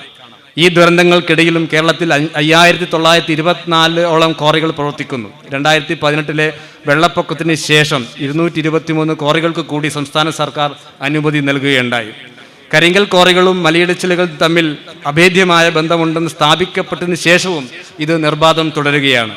കൂട്ടിക്കലിൽ നിന്നും 25 കിലോമീറ്റർ ആകാശ ദൂരത്തുള്ള കടനാട് പഞ്ചായത്തിൽ ഈ ദുരിതങ്ങളെ നേരിടുന്നതിന് ആവശ്യമായ വിവരശേഖരണം സംഘടിതമായ രീതിയിൽ നടത്തുകയുണ്ടായി. 2008 പഞ്ചായത്ത് പ്രസിഡന്റായിരുന്ന മജു പുത്തൻകണ്ടം ഡോക്ടർ ജോസ് പുത്തേട്ടിൻ്റെ നേതൃത്വത്തിൽ ബയോഡൈവേഴ്സിറ്റി മാനേജ്മെൻറ്റ് കമ്മിറ്റി രൂപീകരിച്ചു. BMC വിദഗ്ധരെ ഉൾപ്പെടുത്തി 13 വാർഡുകളിൽ നിന്നും കർഷകരിൽ നിന്നും ഗ്രാമീണരിൽ നിന്നും വിവരങ്ങൾ ശേഖരിക്കുകയുണ്ടായി. ഓരോ വാർഡിലും ജൈവ വൈവിധ്യ രജിസ്റ്റർ തയ്യാറാക്കി. ഖനനം പെരുങ്കുന്നുമലയുടെ ജൈവ വൈവിധ്യത്തെ ബാധിക്കുമെന്നും ഖനനം നിർത്തിവെക്കണമെന്നും BMC ശുപാർശ ചെയ്തു. അവരുടെ അഭ്യർത്ഥനയെ തുടർന്ന് സംസ്ഥാന ജൈവ വൈവിധ്യ ബോർഡ് ക്വാറികളും ക്രഷർ യൂണിറ്റുകളും സ്ഥലത്തുണ്ടാക്കുന്ന പാരിസ്ഥിതികാഘാതം പഠിച്ച് റിപ്പോർട്ട് ചെയ്യുകയുണ്ടായി. അതിനിടെ നീലൂർ, കുണ്ടത്തി ഗ്രാമസഭകളും ക്വാറികൾക്കെതിരായി തീരുമാനമെടുത്തു. കേരള ഹൈക്കോടതി BMCയുടെ തീരുമാനം ശരിവെക്കുകയാണ് ഉണ്ടായത്. പക്ഷേ PT തോമസിനെതിരെ കരുക്കൾ നീക്കിയ നിക്ഷിപ്ത താൽപ്പര്യക്കാരുടെ ഹൈറേഞ്ച് കൗൺസിൽ പഞ്ചായത്തിനെ പരിസ്ഥിതി ദുർബല പ്രദേശമാക്കുവാൻ പോകുകയാണെന്നും ജനങ്ങളെ കുടിയൊഴിപ്പിക്കപ്പെടുമെന്നും വനം വകുപ്പിൻ്റെ പീഡനങ്ങൾക്കിരയാവുമെന്നും ഉള്ള പ്രചരണം അഴിച്ചുവിട്ടു. BMCയുടെ റിപ്പോർട്ട് പുനഃപരിശോധിക്കാൻ ഗ്രാമപഞ്ചായത്ത് സബ് കമ്മിറ്റി രൂപീകരിക്കുകയുണ്ടായി. BMCയുടെ 2011 തീരുമാനം റദ്ദ് ചെയ്യാൻ അവർ ശുപാർശ ചെയ്തു. ജൈവവൈവിധ്യ നിയമത്തിൽ ലഭ്യമായ അധികാരം ജനങ്ങൾ പ്രയോഗിച്ചപ്പോൾ അതിനെ അട്ടിമറിക്കാൻ പാകത്തിൽ നിക്ഷിപ്ത താൽപ്പര്യക്കാർ ശക്തരായിരുന്നു. കേരളത്തിൽ നടന്ന പാരിസ്ഥിതിക ദുരന്തങ്ങളുടെ സമയത്ത് കേരളത്തിൽ നിന്നുള്ള ഒരു ദൃശ്യമാധ്യമ പ്രവർത്തകൻ എൻ്റെ അഭിമുഖത്തിനായി വന്നു. ആ ചെറുപ്പക്കാരൻ ഭയചകിതനായിരുന്നു. അയാൾ കൂട്ടിക്കടലിനടുത്തുള്ള ആളായിരുന്നു. നിക്ഷിപ്ത താൽപ്പര്യക്കാർക്ക് മുന്നിൽ ജനങ്ങൾ നിസ്സഹായരാണെന്ന് അദ്ദേഹം നിരാശയോടെ പറയുകയുണ്ടായി. പക്ഷേ ഞാൻ ശുഭാപ്ത വിശ്വാസിയാണ്. കാലം കഴിയുമ്പോൾ ആളുകൾ PT തോമസിൻ്റെ കാലടികൾ പിന്തുടരുമെന്നും ജനങ്ങൾ അവരുടെ അധികാരം വിനിയോഗിക്കുമെന്നും ഞാൻ വിശ്വസിക്കുന്നു. ഇത് ഗാഡ്ഗിൽ കമ്മിറ്റി റിപ്പോർട്ട് യഥാർത്ഥത്തിൽ ജനങ്ങൾക്ക് മനസ്സിലാക്കാൻ ഒരുപാട് പ്രയാസമുണ്ട് എന്ന് അദ്ദേഹത്തിന് ബോധ്യപ്പെട്ടതിന് ശേഷമാണ് ഒരു രചനയിലേക്ക് അദ്ദേഹം പോയിട്ടുള്ളത്. ഇപ്പോൾ ആത്മകഥ രചിക്കുന്ന സമയത്ത് ഞാനുമായിട്ട് ഒരുപാട് സംവാദങ്ങൾ നടക്കുകയും പൂനെയിൽ അദ്ദേഹത്തിൻ്റെ വസതിയിൽ 2 ദിവസത്തോളം ഞങ്ങൾ ചർച്ചയൊക്കെ ചെയ്യേണ്ടായി. അപ്പോൾ ആ സമയത്ത് തന്നെ അദ്ദേഹം എന്നോട് ഇത് മലയാളത്തിൽ ആക്കണമെന്ന് പറയുകയും അത് ഞാൻ സസന്തോഷം ഏറ്റെടുക്കുകയാണ് ചെയ്തത്. യഥാർത്ഥത്തിൽ ഈ പുസ്തകം കേരളത്തിൻ്റെ ഗ്രാമീണ പരിസ്ഥിതിയെ തിരികെ പിടിക്കുവാനുള്ള ഒരു ഉപകരണമാണ്. എൻ്റെ അഭിപ്രായത്തിൽ മാനവ സംസ്കൃതിക്കും അതേപോലെ ചുരുങ്ങിയ പക്ഷം ഇവിടെ UDFൻ്റെയും കോൺഗ്രസിൻ്റെയും നേതാക്കന്മാരുള്ളതുകൊണ്ട് ചുരുങ്ങിയ പക്ഷം UDF ഭരിക്കുന്ന ഗ്രാമപഞ്ചായത്തുകളിലെ ബയോഡൈവേഴ്സിറ്റി മാനേജ്മെൻറ്റ് കമ്മിറ്റികളെങ്കിലും ഈ പുസ്തകം വായിക്കുകയും അവരുടെ പഞ്ചായത്തുകളിലും ഗ്രാമസഭകളിലും എങ്ങനെയാണ് പരിസ്ഥിതിയെ തിരിച്ചു പിടിക്കേണ്ടതിൻ്റെ ഉപകരണമായിട്ട് ഈ പുസ്തകം മാറുന്നതെന്ന് മനസ്സിലാക്കുകയും അതടിസ്ഥാനത്തിൽ കേരളത്തിൻ്റെ ഈ PT തോമസ് ഒക്കെ ആഗ്രഹിച്ചതുപോലെ ഈ ശാദ്വലമായിട്ടുള്ള ഭൂമിയെ എത്രമാത്രം മനോഹരമാക്കി മാറ്റാൻ നമുക്ക് കഴിയും എന്നുള്ള പ്രവർത്തനം നടത്തണം എന്ന് മാത്രമാണ് എനിക്ക് ഈ അവസരത്തിൽ പറയാനുള്ളത്. തീർച്ചയായിട്ടും ഈ പുസ്തകം നിങ്ങളും സശ്രദ്ധം വായിക്കുകയും അത് പ്രചരിപ്പിക്കുകയും വേണം. അത് കേരളത്തിന് അത്യാവശ്യമാണ്. കാരണം ഏറ്റവും ചൂട് കൂടിയ 2023 കടന്നു പോകുമ്പോൾ ഇനിയും അത് ആവർത്തിക്കരുതെന്ന് ആഗ്രഹിക്കുന്ന കേരളത്തിലെ നമ്മളെ ജൈവവൈവിധ്യം അന്യം നിന്ന് പോകാതിരിക്കാൻ ആഗ്രഹിക്കുന്ന എല്ലാവരെയും പ്രചോദിപ്പിക്കേണ്ട ഒരു പുസ്തകവും